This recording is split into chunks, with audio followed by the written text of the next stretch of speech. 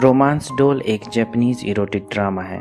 ये कहानी कितामारू तेत्सुओ नाम के एक आर्ट ग्रेजुएट की है जो लोगों के लिए लव डोल बनाने का काम करता है। एक दिन वो एक ऐसा मास्टरपीस बनाता है जिसके लिए लोग दीवाने हो जाते हैं। इस डोल का नाम उसने अपनी पत्नी के नाम पर रखा है क्योंकि उसने ये डोल अपनी पत्नी से इंस्पायर होकर बनाई है। इस डोल की खासियत ये है कि इसे छूने पर ये किसी इंसान को छूने का एहसास दिलाती है।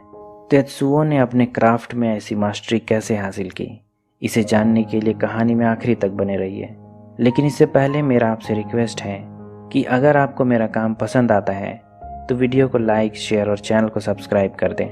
तेत्सुओ एक आर्ट ग्रेजुएट है जिसने अमेरिकन यूनिवर्सिटी से पढ़ाई की है और बड़ी ही बेसब्री से एक नौकरी की तलाश में है। जल्द ही उसे एक डॉल फैक्ट्री में नौकरी मिल भी जाती है। हालांकि उसे पता नहीं है कि इस फैक्ट्री में किस तरह के डॉल बनाए जाते हैं।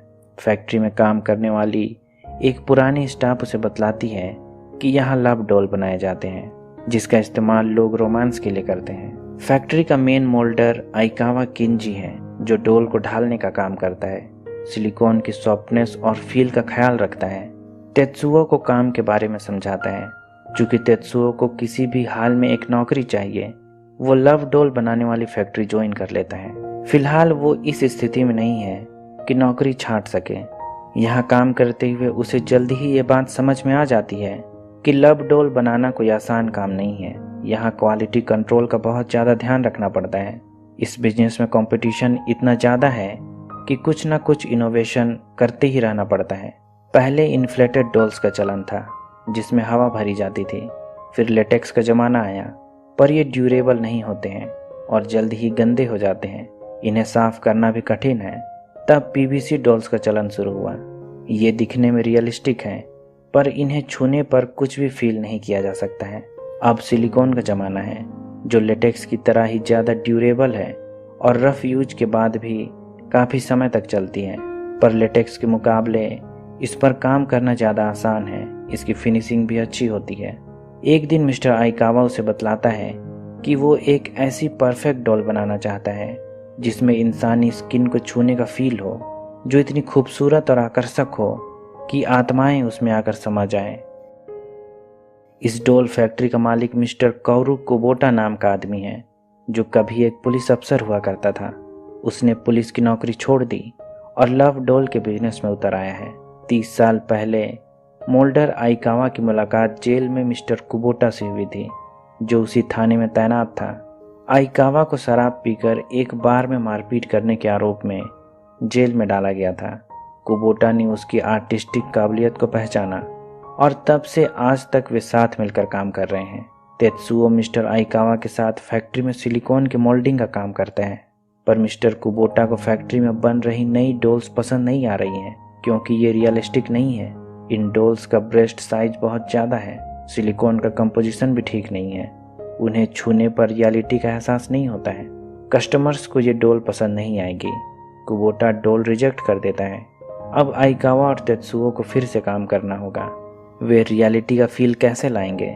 बरसों से डॉल मोल्ड करते करते आइकावा के हाथ इतने सख्त हो चुके हैं कि वो सेंसेशन फील ही नहीं कर सकता है, जबकि तेत्सुओ ने कभी किसी लड़की का ब्रेस्ट छुआ ही नहीं।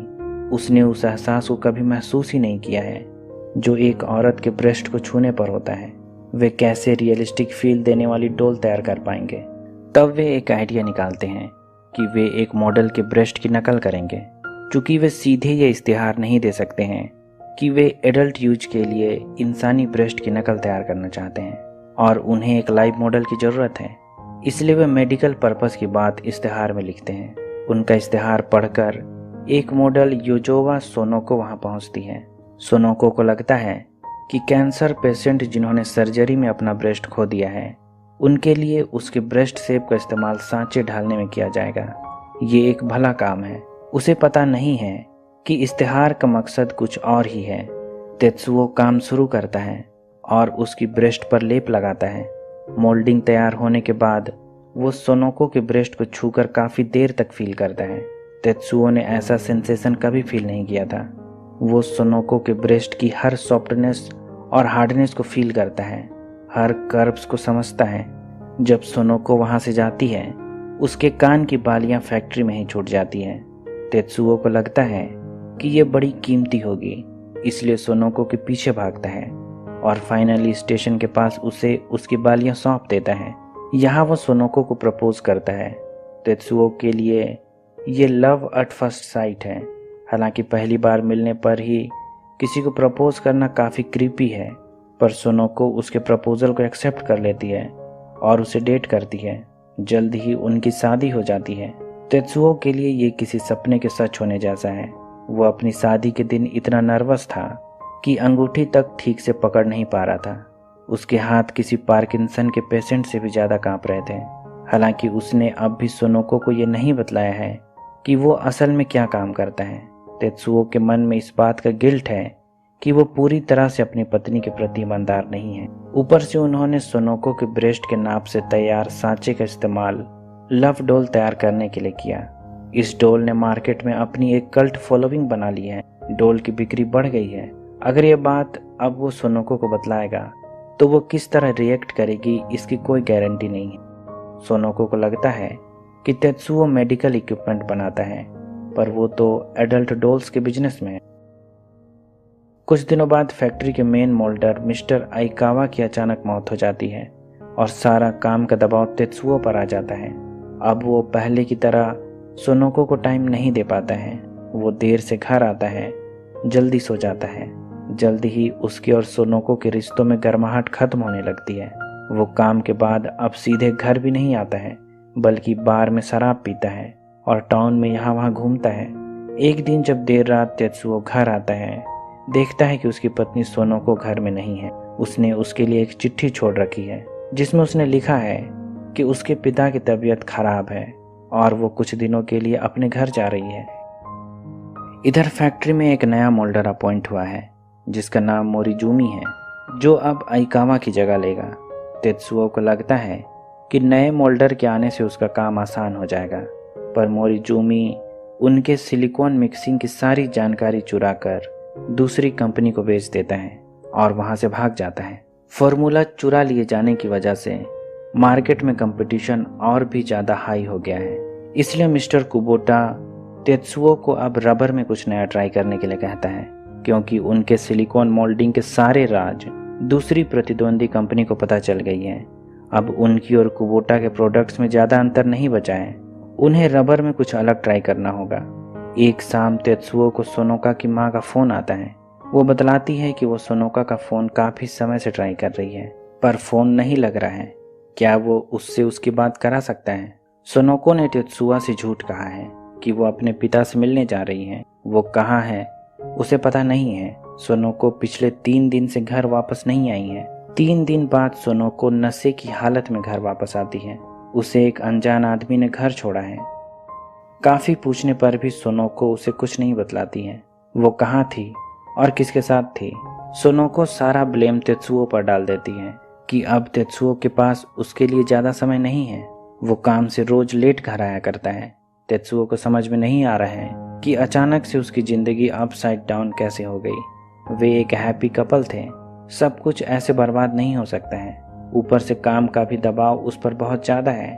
उसे रबर की मोल्डिंग करने में समस्या आ रही है। उसे मन मुताबिक नतीजे नहीं मिल रहे हैं। तेत्सुओ अपने खराब रिश्ते को ठीक करने की कोशिश करता है और उसे अपने प्रोफेशन के बारे में सब सच बतलाता है कि वो मेडिकल इक्विपमेंट्स की कास्टिंग नहीं करता है, बल्कि लव डॉल बनाने का काम करता है। हालांकि सोनोको को अब इस बात से कोई फर्क नहीं पड़ता है कि उसने शादी से पहले अपने प्रोफेशन के बारे में उससे झूठ कहा था। उसे तो अब अपने पति तेत्सुओ से डाइवोर्स चाहिए। वो अब तेत्सुओ के साथ नहीं रहना चाहती है। वो चाहती है कि वो अब अकेले रहे, पर तेत्सुओ उसे तलाक नहीं देना चाहता है। वो उससे बहुत प्यार करता है। ऐसा लगता है जैसे सोनोको का कोई लव अफेयर है। इस बारे में पूछने पर वो बतलाती है कि उसका कोई लव अफेयर नहीं है, बस अब वो अपनी ज़िंदगी अपने हिसाब से जीना चाहती है। वो बतलाती है कि कुछ समय से वो अच्छा फील नहीं कर रही थी। जब उसने डॉक्टर को दिखलाया तो उसे पता चला कि उसे गैस्ट्रिक कैंसर है, 2nd स्टेज। अगर ऑपरेशन के बाद वो ठीक हो भी जाती है तो कभी माँ नहीं बन पाएगी। इसलिए वो उसे अपनी बीमारी के बारे में बिना बताए छोड़कर चली जाना चाहती थी। उसने तो इस बारे में अपने पेरेंट्स को भी कुछ नहीं बतलाया है। कुछ दिन जब वो घर से गायब थी, असल में हॉस्पिटल में चेकअप करवा रही थी। वो चाहती थी कि किसी को इस बारे में पता ना चल सके। तेत्सुओ उसे तलाक नहीं दे सकता है। उसने केवल उससे इसलिए शादी नहीं की थी कि वो उसके बच्चों की माँ बने। तेत्सुओ ने उससे शादी इसलिए की थी क्योंकि वो उसके साथ रहना चाहता था। चाहे परिस्थिति जैसी भी रहे, तेत्सुओ हमेशा उसके साथ रहेगा। जैसे जैसे दिन बीतते हैं, सुनोको का कैंसर बड़ी तेजी से फैलने लगता है। अब उसके लिए ज्यादा उम्मीद नहीं बची है, पर तेत्सुओ उसे खोना नहीं चाहता है। पर वो चाह कर भी ज्यादा कुछ नहीं कर सकता है।